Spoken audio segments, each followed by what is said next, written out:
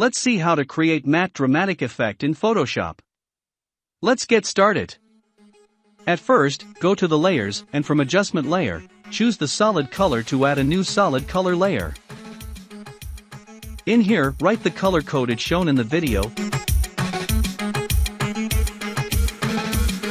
and click OK. Now, right-click on the solid color layer and choose the blending options.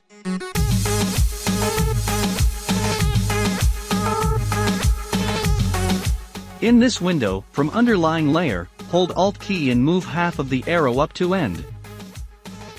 Click OK. That's it. Subscribe Ali Yauser Graphic for more Photoshop tips and tricks.